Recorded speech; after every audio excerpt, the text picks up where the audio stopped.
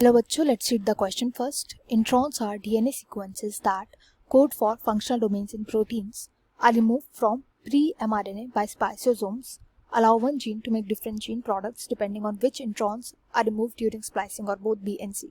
Introns क्या होते हैं simply हमें ये बताना है, तो जो की concept की knowledge होनी चाहिए that is about introns. Introns होते हैं वो sequences या वो genes जो कभी भी एक्सप्रेस नहीं करते, यानी कि ये नॉन कोडिंग होते हैं एंड ये एक्सप्रेस नहीं करते। ऐसे टाइप के जीन्स को बोला जाता है इंट्रॉन्स। इंट्रोवर्ट्स की तरह इनको समझ लो कि इंट्रोवर्ट्स होते हैं, खुद को एक्सप्रेस नहीं कर पाते, इसलिए इनका नाम रख दिया गया है इंट्रॉन्स।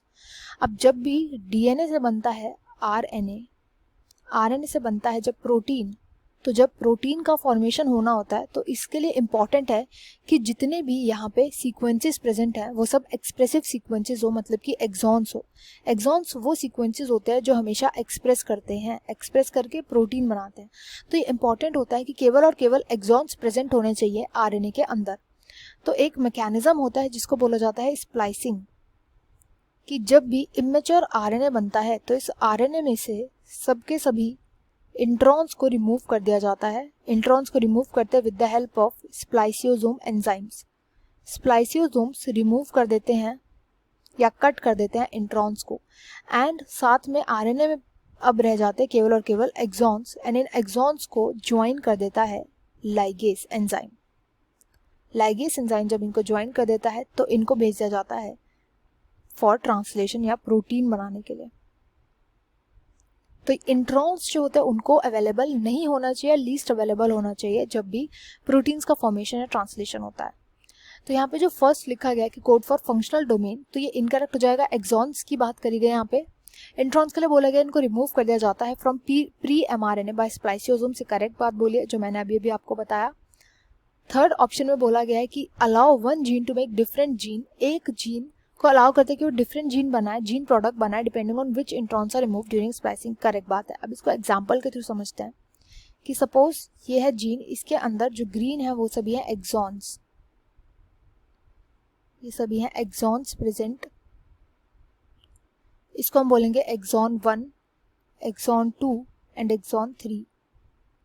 इन्हीं के बीच में प्रेजेंट है introns, intron 1 and intron 2।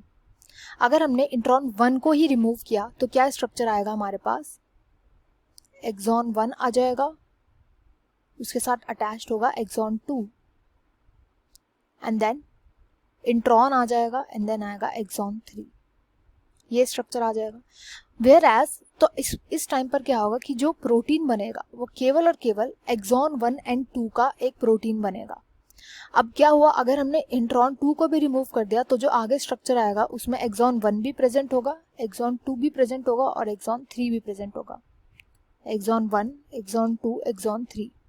And इस टाइम पर जो प्रोटीन बनेगा वो पहले वाले प्रोटीन से डिफरेंट होगा क्योंकि उसमें एक्सॉन 3 प्रेजेंट नहीं था, वो इंक्लूडेड नहीं था, तो ये प्रोटीन चेंज हो जाएगा। यही बात बोली गई है कि एक जीन जो होते हैं अलाउ करते हैं जीन को कि वो डिफरेंट टाइप के प्रोटीन्स बनाए डिपेंडिंग अपॉन द इंट्रॉन, कौन सा इंट्रॉन रिमूव किया गया। अगर इंट्रॉन 1 को रिमूव किया तो अलग प्रोटीन बनेगा, इंट्रॉन 2 को रिमूव कर दिया तो डिफरेंट प्रोटीन बनेगा। ये बात बोली गई है एंड ये एकदम करेक्ट बात है। इसलिए इस क्वेश्चन का राइट आंसर होगा option D, both B and C. I hope you understood well. Best of luck and thank you.